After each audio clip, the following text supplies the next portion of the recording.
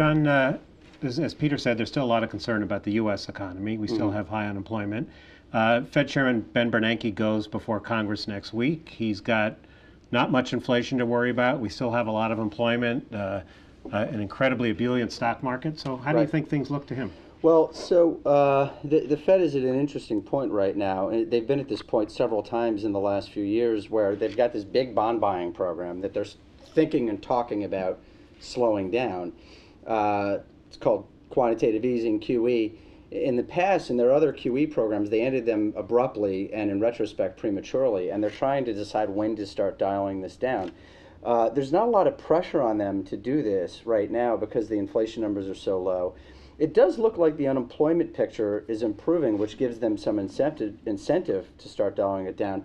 And frankly, I think there's nothing they would rather do than be in a position where the economy is strong enough then they can get out of this business. So they've got a program for dialing it down, a plan for how they'll do it. I think right now they're in this discussion and debate about when to start, and I don't know how quickly that one gets resolved. And all this, the stock market going up every day, we've had 20 records so far this year. Do you think that pushes them one way or another?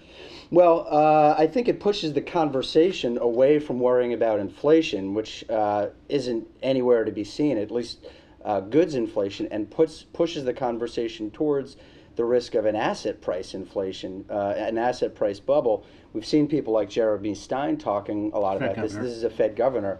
And we could be hearing more talk about that, but from everyone I talked to at the Fed, this isn't something that they're concerned about yet, but they're watching it very closely.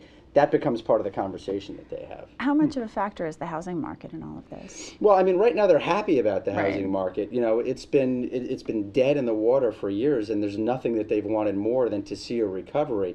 Don't forget, when housing prices go up, I mean, it's not just good for the housing market, but it's good for household balance sheets. The most important piece of collateral that they have on any kind of form of debt is the value of their home. When home prices start going up, that improves their financial position and makes them more willing to spend money, which is what the Fed wants to see. So before we go, John, quick handicapping. Who do you think is going to be Obama's choice to replace Ben Bernanke? Well, so this is my Fed spin on all the scandals of this week. I think to the extent that Tim Geithner wants to be the Fed chairman, and he says he doesn't, but to the extent that he might want to be, I think this hurts him this week because he was wanting the Treasury when all these when the IRS scandal was going on. So if he's down, who's up?